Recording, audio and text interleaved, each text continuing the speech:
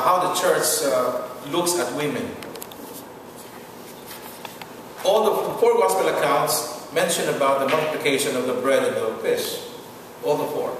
That's the only parable that's present in all the 4 gospel accounts. Now, you'll notice that in Matthew's account, 5,000 men were fed, not counting women and children. You notice that? In the account of Luke, there were 4,000 that were fed. It's probably, this is a different occasion. 5,000, 4,000, probably. Again, not counting women and children. Why would they not count women and children? Because that's how they thought at the time. That's the thinking at the time. But the church started changing it. You can see that starting in the book of Acts chapter 17. When Paul gives emphasis to the women.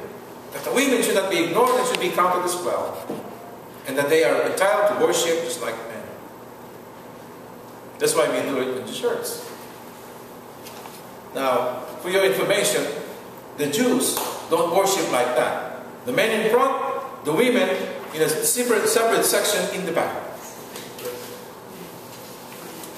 The Muslims, only men can enter the mosque. The women, like there's a separate area there, outside. There's not even, they cannot even be seen by men. Because to Muslims, women are a temptation to sin. Just plain sight. And they should be fully covered. They should be fully covered.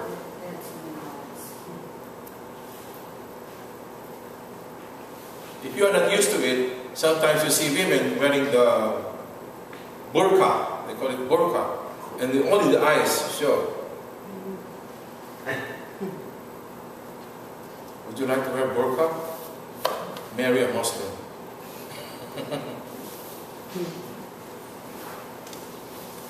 So St. Paul has a deep appreciation of the role of Christian women. Their names here: Lydia, Priscilla, Chloe. Many names. So women are being brought to the family, society of the church. Psalm 148.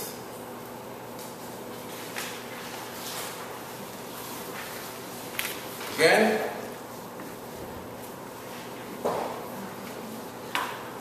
just give God has chosen Israel to return praise and thanks in a special way. Let me tell you something here. Psalm 148, if you read it carefully, this is one of those. Remember, 148 is very close to the end of the book of Psalms. There are only 150 Psalms. And the author, the psalmist here, is saying the chosen people are the Israelites. And it's true. Again, this is part of the Old Testament, and the Gentiles are nowhere to be found in the book of Psalms. That's why the book of Psalms are good emotionally, and they're good readings, and they make us closer, feel the love of God. But again, we need to keep that in mind, that this is part of the Old Testament, and that there's no mention of the Gentiles, only the Jews. So Psalm 148 is one of them, that the chosen people are the Israelites.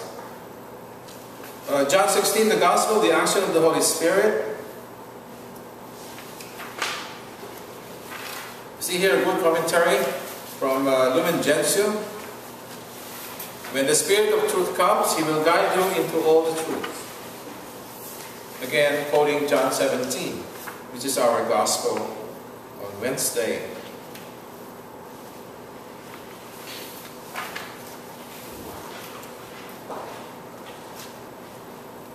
Beautiful, beautiful. But we have no time. That's why I ask you to read this before you come here. Spiritual weakness. It's a beautiful, inspiring article here. When we are spiritually weak, God often uses gentle means to draw us to Himself. God doesn't want to use anything harsh to drive us off. You say to yourself, God's treating me really tenderly because He knows I'm just a beginner. That's a good attitude to take. That's being humble. Again, humility is the basic foundational virtue. Everything begins with humility. When it's something that you lack of, forget about the rest. Everything will crumble down. Everything begins with humility. Everything. And this is just one of those.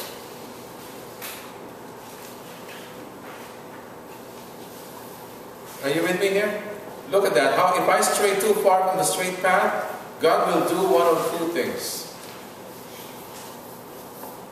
Start striking me down in order to forcibly grab my attention.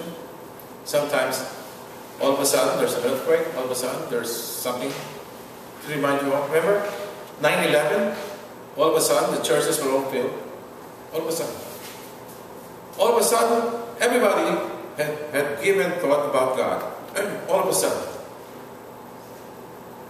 God can use the worst of things, the worst of sin, into something useful, into something productive for the faith. What would be a better example than Joseph in the Old Testament? His brothers wanted to kill him. Oh, let's just sell him. We make money out of him. And what happened? God used Joseph. Why being merciful is smart. That's another one here.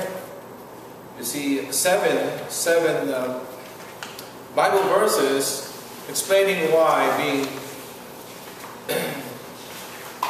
being merciful is smart.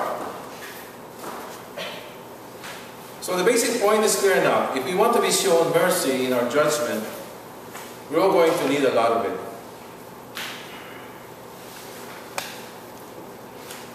Remember the servant who was forgiven debt? And then he saw his fellow servant, and he couldn't forgive the debt of that fellow servant who owed him much less than what he was forgiven. So what did the master do? I forgave you your sin. I forgave you your debt. And here you can't even forgive a small debt. So what did God do? The master do? Put him in jail until he could pay the last penny. Book of Matthew. The art of forgiving is another one here.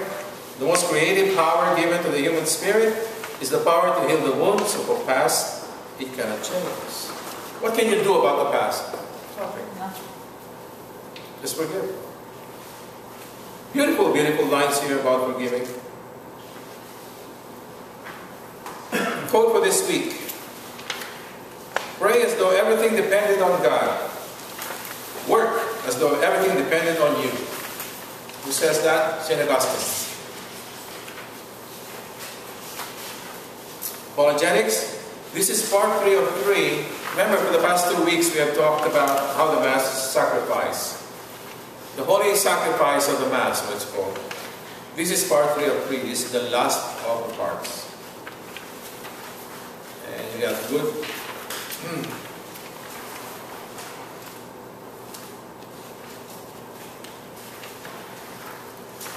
Very last paragraph. To recover our faith in the sacraments, we must recover our faith in the Eucharist as a sacrament. And there may perhaps be no better way to bring about a renewal in sacramental understanding of the Eucharist than to study the sacrificial nature of the Most Holy Eucharist. We do not crucify Jesus every Mass. It's a bloodless representation of the one holy sacrifice of Jesus on Calvary. Very important. Good news on Sunday. Acts chapter 1, the ascension of the Lord. So, commentary 1, to do and teach. You see that? That should be underlined. To do and teach.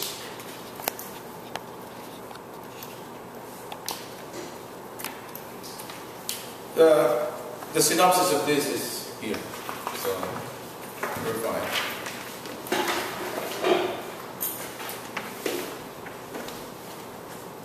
Commentary number 5. You shall be baptized with the Holy Spirit.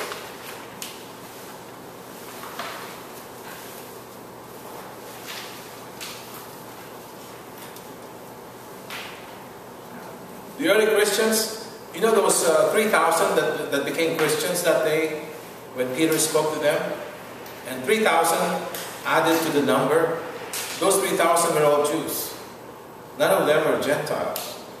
The first Gentile didn't come until about 12 to 15 years. Can you believe that? The first Cornelius, remember Cornelius?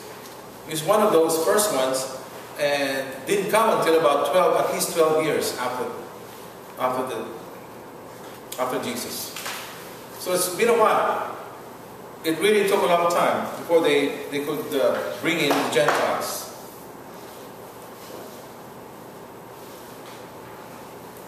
How did Jesus' life on earth end? How did Jesus' life on earth end? When He died on the cross?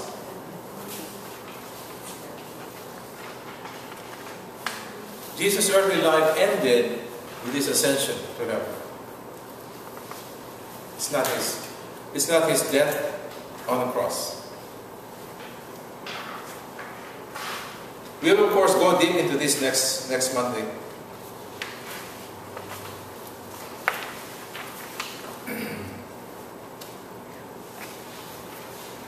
All of this we can probably makes sense to bring this again next Monday. Psalm 47.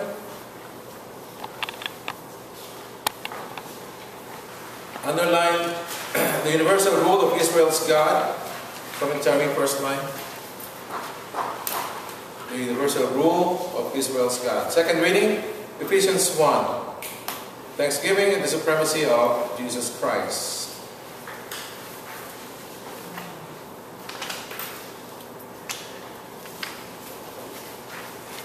I'm very much tempted to discuss the Holy Trinity with this. Again, outside of Jesus is nothing.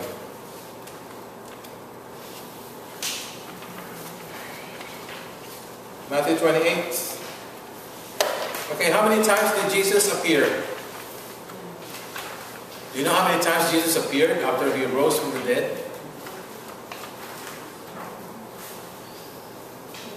A beautiful number. How many?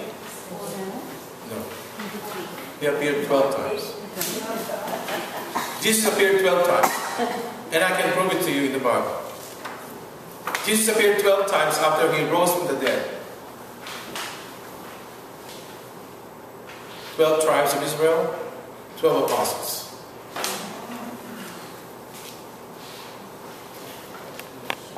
He appeared 12 times. That's what the Bible accounted for. But we have reason to believe that probably Jesus appeared more than that. But that's all that's recorded in the Bible. So again, appearance in Galilee and the mission to the world. The one on the other side, the big commissioning, go forth. Go forth and teach everything I told you. Baptize them in the name of the Father, and of the Son, and of the Holy Spirit. The great commissioning of the apostles. And I will be with you always. The Holy Spirit, meaning the Holy Spirit will be with you and with me. So don't be afraid. Don't be afraid to talk about Jesus. Because the Holy Spirit is with you. Some people question me, why do you preach? I don't know why I preach.